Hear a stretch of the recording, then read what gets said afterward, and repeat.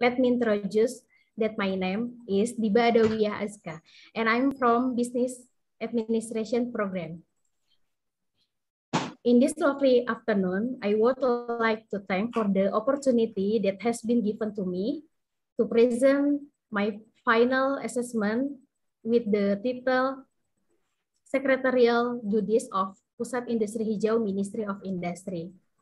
Well, in order to make my presentation clear, for the content of my presentation will be present in Bahasa Indonesia. Ya, selamat siang Bapak dan Ibu. Mohon izin saya akan memberikan paparan terkait dengan tugas akhir saya yang berjudul Tugas Sekretaris pada Pusat Industri Hijau Kementerian Perindustrian Jakarta.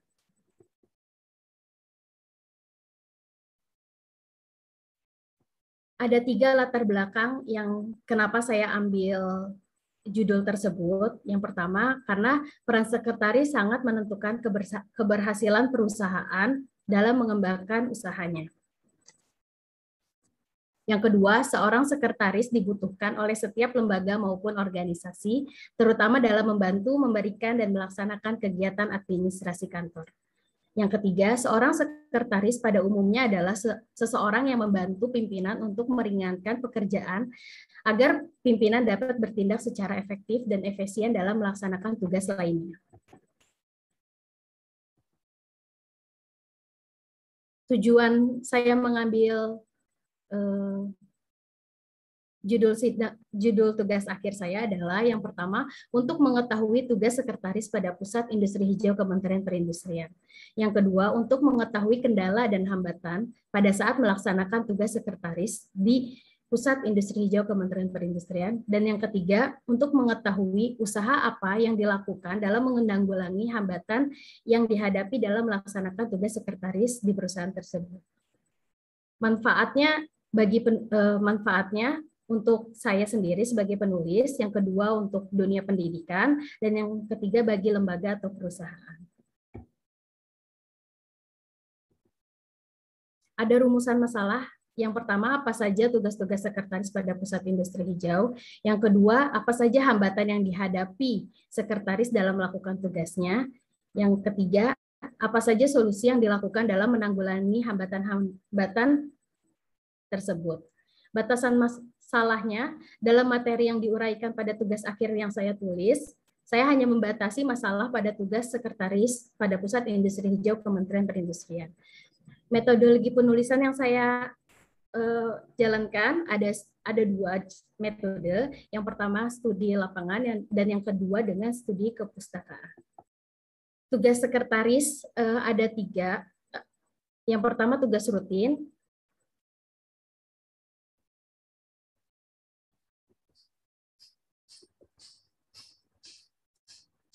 Terus ketika menjalani tugas sekretaris pasti ada kendala yang dihadapi dan upaya penyelesaian masalah. Ini adalah contoh tampilan aplikasi internet ketika sekretaris ingin menginput surat masuk yang ketika sebelum diserahkan kepada pimpinan untuk didisposisi. Nah, ini tampilan disposisi surat masuk yang sudah diinput oleh penulis, Pak, Bapak dan Ibu. Jadi ketika sudah diinput di aplikasi yang tadi, yang awal, aplikasi ini diinput ke surat masuk, akan ada tampilan seperti ini. Baru nanti si sekretaris akan mencetak lembar disposisi, baru diserahkan kepada pimpinan. Ini adalah tampilan lemari arsip yang ada pada Pusat Industri Hijau. Jadi memang ada 2 cara, Pak, di Pusat Industri Hijau. Yang pertama, apabila menggunakan online berarti di-scan dan dimasukkan ke aplikasi intranet ini. Yang kedua, apabila dia bentuknya hard copy, akan disusun di dalam lemari arsip seperti ini.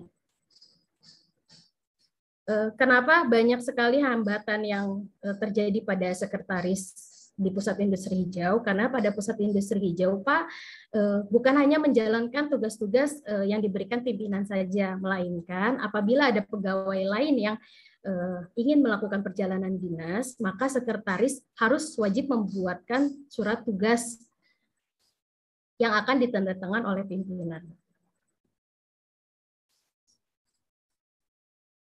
Kendala yang dihadapi selama pelaksanaan menjadi tugas sekretaris pada pusat industri hijau yang karena menggunakan aplikasi intranet Kemenperin yang membutuhkan internet, itu kadang suka bermasalah di jaringan internetnya. Terus keterlambatan surat, karena pimpinan suka berpergian dan tidak berkenan untuk memberikannya mendisposisi melalui ponsel. Dan terbengkalainya tugas, karena yang tadi sudah saya sebutkan, tugas utama itu kadang suka terbengkalai karena hal-hal seperti yang harus membarcode pegawai lain apabila ingin melakukan perjalanan dinas. Upaya penyelesaiannya, yang pertama, apabila pimpinan tidak berkenan melakukan disposisi melalui ponsel, kita harus mencatat dulu pencatatan manual apa saja surat-surat yang belum didisposisi. Yang kedua, bisa membuat surat pelaksana tugas atau PLT ketika pimpinan sedang berada di luar kota. Yang ketiga, mendahulukan tugas utama. Kesimpulannya, yang pertama, tugas sekretaris pada pusat industri hijau dikelompokkan menjadi dua, yaitu tugas rutin dan tugas khusus. Yang kedua, kendala-kendala yang terjadi di antaranya adalah sering bermasalahnya aplikasi internet dikarenakannya banyak pengguna dalam waktu yang hampir bersamaan. Keterlambatannya pendistribusian surat dikarenakan pimpinan melaksanakan dinas luar kota dan tugas utama seringkali terabaikan dikarenakan adanya tugas khusus dari pimpinan yang diberikan kepada penulis. Sarannya, yang pertama mungkin bisa menambahkan tenaga atau sumber daya manusia. Yang kedua, lebih meningkatkan kualitas aplikasi internet yang menjadi jantung utama administrasi persuretan di Kementerian Perindustrian sehingga tidak menghambat proses pekerjaan.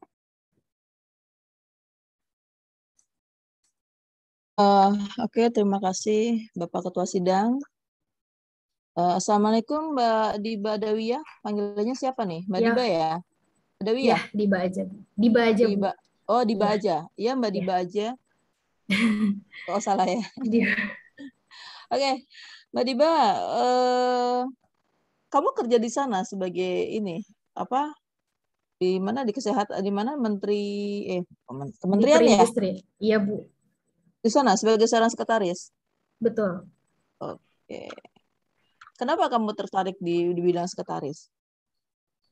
Sedangkan kamu sendiri kuliahnya di apa nih? Administrasi bisnis? Iya, Bu. Administrasi perkantoran. Perkantoran. Kenapa nggak ngambil sekretaris saja?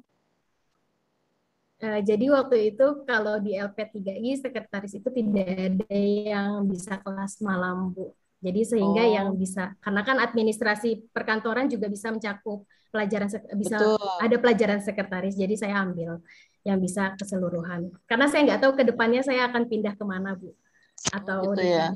Ya, moga-moga jadi ANS di situ lah, kan lumayan. Amin, amin. Ya. Bu. Terus kenapa ngambil judulnya ini?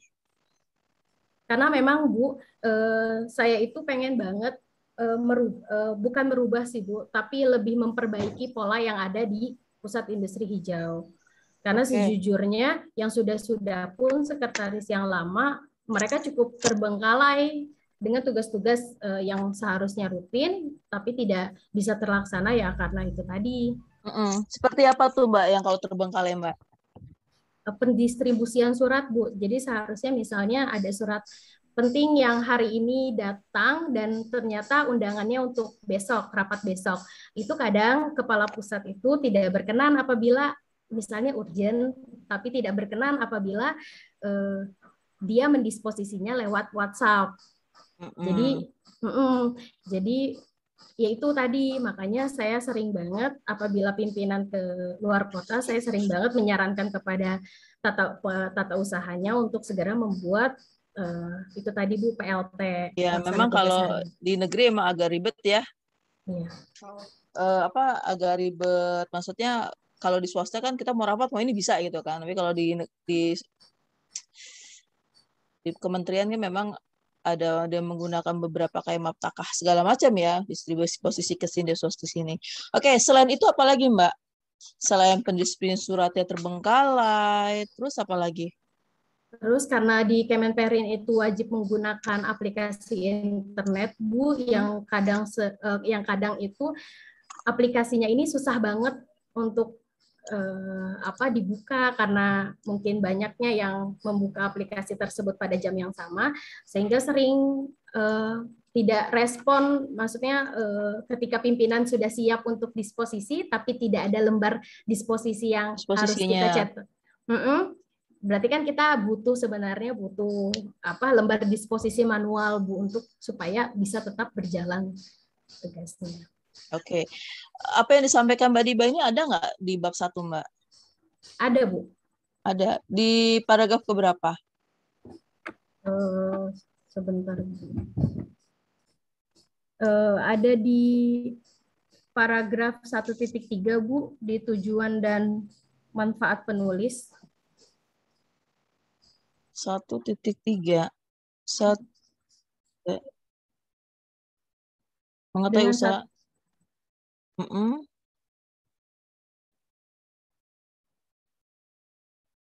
Dengan 1.2 Bu, alasan pemilihan objek.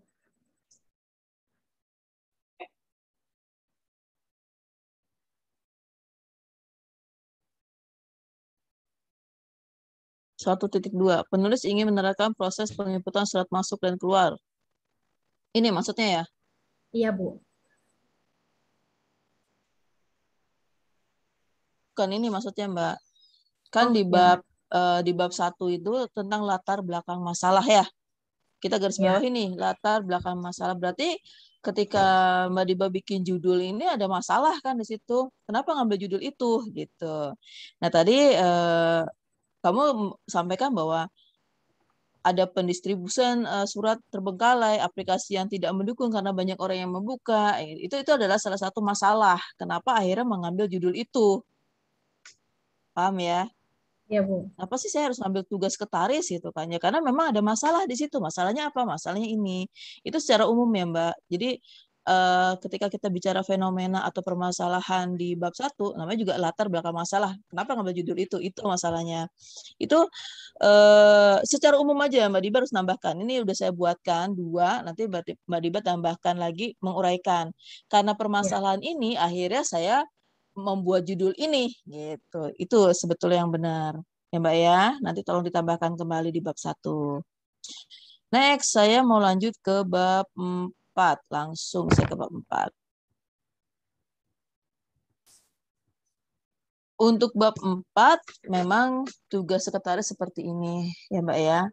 Ya, Ya, Bu. pertama dia menangani surat masuk, surat keluar, ya, terus membuat prosesnya, membuat kearsipannya, ya nggak jauh deh kayak gitu, bikin perjalanan dinas. Insya Allah sih mata pelajaran di administrasi perkantoran kayaknya semua ada di sini, ya Mbak ya. Ya, Bu. Kayak administrasi perkantoran kan kayak membuat perjalanan dinas seperti apa, gimana cara bertelepon, ya ada semua ya.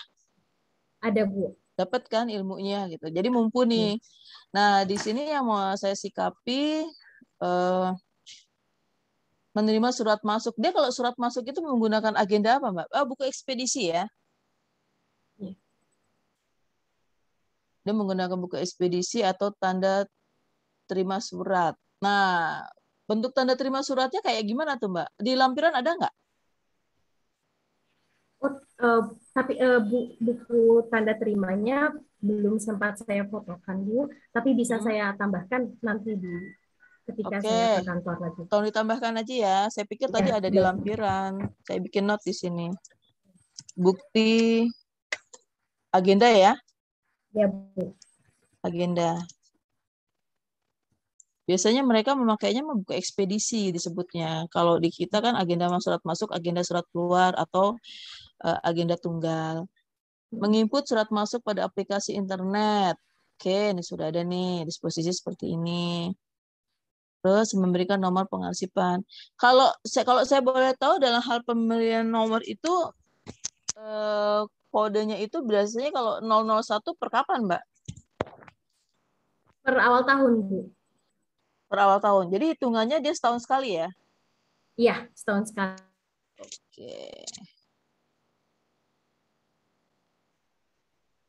Ini kan tadi diceritakan, tadi Mbak Diba sampaikan nih bahwa arsipnya itu ada beberapa, yang ada yang secara manual, ada secara online dan offline ya. Karena berkaitan tadi ketika mendapatkan surat masuk pada surat keluar berdasarkan aplikasi internet. Oke, di sini kan Mbak Diba bikin arsip itu berdasarkan offline ya. Ya, Kalau model offline itu ada nggak, Mbak? ada, Bu. Yang tadi sudah saya berikan contohnya. Tapi di dokumen sini nggak ada ya? Di sini cuma ada online aja. Maksud Ibu yang mohon maaf Bu, yang offline atau yang online? Yang online, yang online. Iya, yang online itu tadi sudah saya ada sih Bu, yang tadi di bawahnya gambar aplikasi internet, tampilan aplikasi internet, itu di bawahnya kan ada disposisi di situ apabila surat masuk itu sudah langsung bisa di-scan di situ, Bu. Oh, ini karena nggak jelas aja tulisannya ya. Iya, Karena nggak jelas aja disposisinya kayak gitu. Oh, mode pengarsipannya seperti itu. iya apabila di online, Bu. Online. Pendistribusian surat.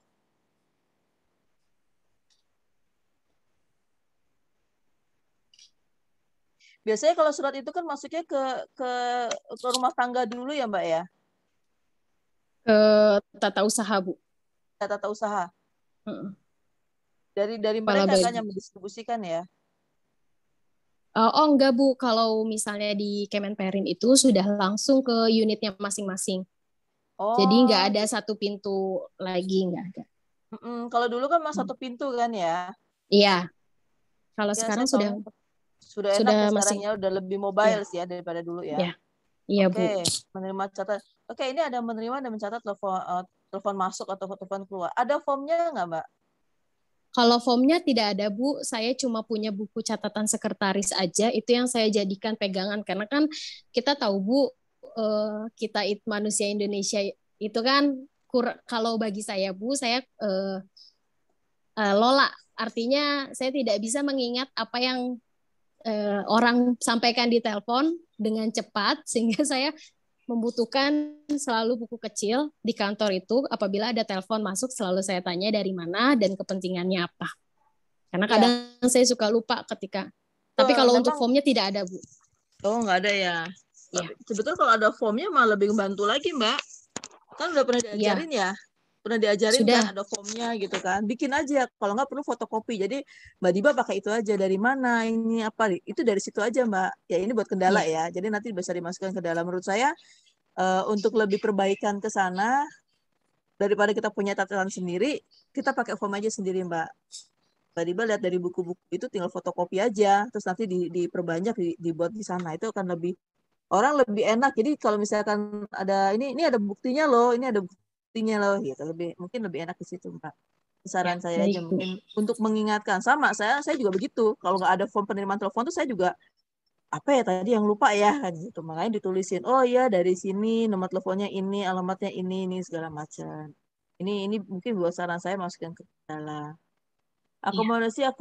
Mempersiapkan akomodasi perjalanan dinas. Oke, dalam mempersiapkan apa aja sih Mbak yang perlu disiapkan untuk perjalanan dinas? Yang pertama, Hamin 2 atau Hamin 1 itu Bu harus membarcode, menginput pegawai-pegawai yang ingin melakukan perjalanan dinas. Jadi surat tugas itu ketika mereka melakukan perjalanan dinas sudah tanda tangan pimpinan. Terus yang Oke, kedua, lembar SPPD Bu. Jadi ketika karena kan sistem di Kemenperin itu adalah LS rampung Bu. Jadi mereka berangkat dulu baru di cover sehingga lembar SPPD itu perlu banget kita serahkan ke mereka sebelum mereka melakukan perjalanan dinas yang Oh, diperuntukkan untuk cap di siap stempel di daerah. sana ya. Iya, Oke. betul Bu. Nanti baru uangnya baru dirembes ya setelah mereka pulang Betul, ya. betul Bu. Oke. Kalau agendanya Mbak, agenda perjalanan dinasnya gitu ada nggak Mbak contohnya? Kalau agendanya tidak ada Bu, cuma eh, bentukan kwitansinya sih Bu, kwitansi rampungnya yang ada. Yang paling bukti ya di Iya, bukti keuangannya ya. iya, Ini berkaitan sama SPD ini tadi. iya. Oke, ini penyusunan surat akhir.